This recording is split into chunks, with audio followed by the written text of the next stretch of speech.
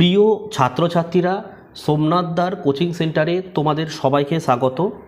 আজকের ভিডিওতে আমি আলোচনা করব Behala Sarada Vidyapith for girls first summative examination 2025 class 7 full marks 30, subject দেখে নাও হিস্ট্রি।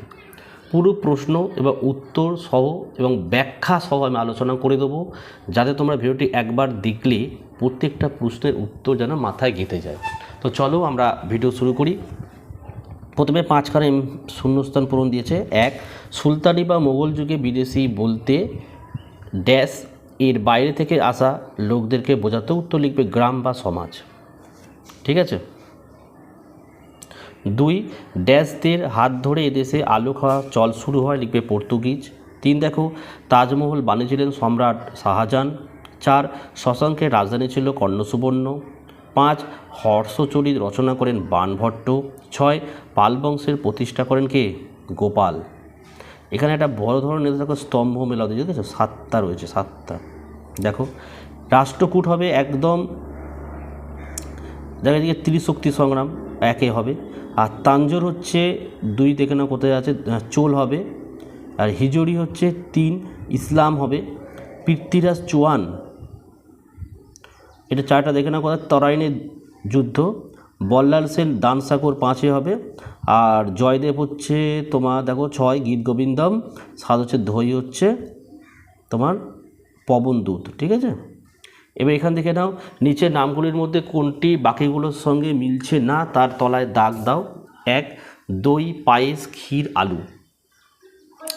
আলু হবে, কারণ দেখো দই, পায়েস ও ক্ষীর হলো দুগ্ধজাত খাবার যা প্রাচীনকাল থেকে বাংলায় প্রচলিত। আর অন্যদিকে আলু মধ্যযুগে পর্তুগিজদের মাধ্যমে ভারতে এসেছে তাই।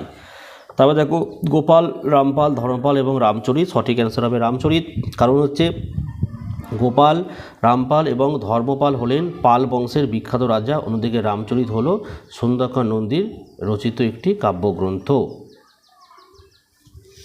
আচ্ছা, তারপর দেখো শশাঙ্ক, বাণভট্ট, হর্ষবর্ধন, গৌড়। এখানে উত্তরটা হচ্ছে তোমার গৌড় হবে এটা, কারণ শশাঙ্ক, বাণভট্ট এবং হর্ষবর্ধন হলেন প্রাচীন ভারতের বিশিষ্ট ব্যক্তি। অন্যদিকে গৌড় হলো একটি অঞ্চলের নাম। ঠিক আছে। আর 4 দেখো বিজয় সেন, সামন্ত সেন, হেমন্ত সেন এবং দণ্ডী দুর্গ। উত্তর হবে দণ্ডী দুর্গ, কারণ দেখো বিজয় সেন, সামন্ত সেন এবং হেমন্ত সেন হলেন বাংলার সেন রাজবংশের রাজা। অন্যদিকে দণ্ডী দুর্গ ছিলেন দক্ষিণ ভারতের রাষ্ট্রকূট বংশের প্রতিষ্ঠাতা। ঠিক আছে। 5, মক্কা মদিনা হিজরত আর বর্জযান। উত্তর হবে বর্জযান, কারণ হচ্ছে মক্কা মদিনা এবং হিজরত শব্দগুলি ইসলাম ধর্মের ইতিহাসের সঙ্গে যুক্ত। অন্যদিকে বর্জযান হলো বৌদ্ধ ধর্মের একটি বিশেষ তান্ত্রিক শাখা বা মতবাদ। আচ্ছা, এখানে বিবৃতি রয়েছে। 1 বলছে প্রাচীন ভারতে বৌদ্ধরা বহু স্তূপ তৈরি করেছিল। ব্যাখ্যা 1 হবে এগুলি মোচার খোলার মতো দেখতে ছিল। ঠিক আছে। দেখো বৌদ্ধ স্তূপগুলো সাধারণত অর্ধগোলাকার গম্বুজের মতো আকৃতির হতো, যা অনেকটা উল্টানো মোচার খোলার সাথে সাদৃশ্য হয়।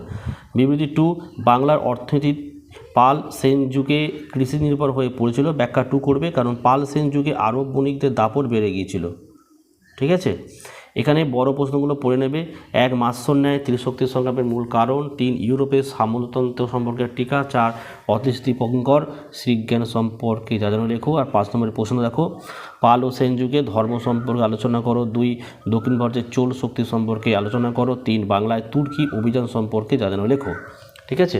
তো এই ছিল আজকের ভিডিও ভালো লাগলে অবশ্যই আমাকে কমেন্ট করে জানাও। আর এই ধরনের ভিডিও লাগলে অবশ্যই আমাকে জানাও কোন সাবজেক্টের ভিডিও নিয়ে আসবো। ঠিক আছে। আর প্রত্যেকেই কিন্তু একটি লাইক করো, চ্যানেলে নতুন হলে চ্যানেলটিকে সাবস্ক্রাইব করো, পাশে থাকা বেল আইকন প্রেস করে অল নোটিফিকেশনটাকে অন করো, যাতে আমি যখনই কোনো ভিডিও আপলোড করব সবার প্রথম যেন তোমাদের কাছে পৌঁছে যায়। তো আজকের ভিডিও আমি এখানে শেষ করলাম। তোমরা প্রত্যেকে ভালো থেকো এবং সুস্থ থেকো।